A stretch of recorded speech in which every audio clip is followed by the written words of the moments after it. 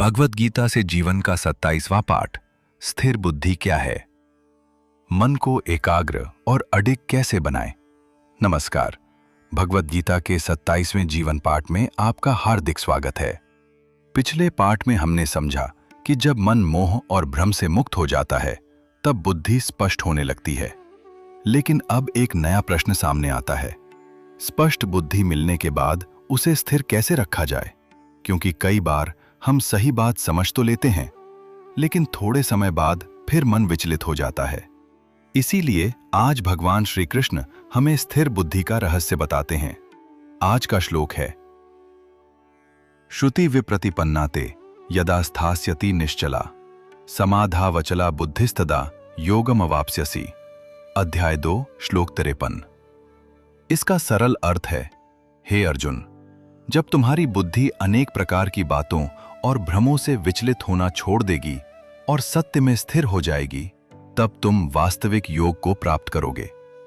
सोचिए, यदि तेज हवा चल रही हो तो तालाब का पानी लगातार हिलता रहता है। उसमें अपना चेहरा भी स्पष्ट दिखाई नहीं देता।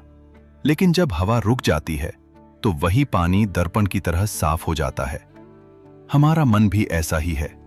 जब मन इच्छाओं, चिंताओं, डर, क्रोध और अनावश्यक विचारों से भरा रहता है तो हमारी बुद्धि स्थिर नहीं रह पाती।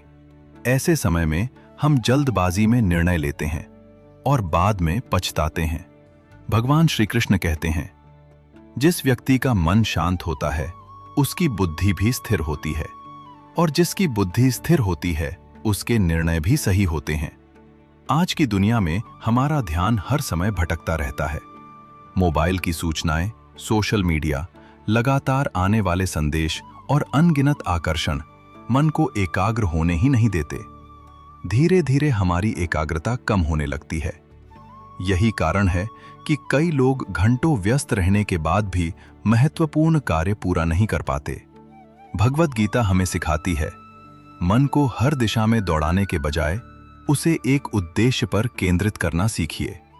एक विद्यार्थी यदि पढ़ाई करते समय हर 5 मिनट में मोबाइल देखने लगे तो उसका मन कभी गहराई से नहीं सीख पाएगा। एक खिलाड़ी यदि अभ्यास करते समय बार बार ध्यान भटकाए तो वह उत्कृष्ट प्रदर्शन नहीं कर पाएगा। एक साधारण कर्मचारी भी यदि पूरे मन से अपना कार्य करे तो धीरे धीरे वह अपने क्षेत्र का विशेषज्ञ बन सकता है। यही स्थिर बुद्धि की शक्ति है। स्थिर बुद्धि का अर्थ जिद्दी होना नहीं है।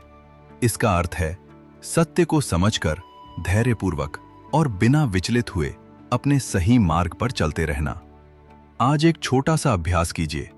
दिन में कम से कम 10 मिनट बिना मोबाइल, बिना किसी व्यवधान के शांत बैठिए। गहरी सांस लीजिए। अपने मन को वर्तमान क्षण में रखिए। फिर अपने सबसे महत्वपूर्ण कार्य पर पूरा ध्यान दीजिए।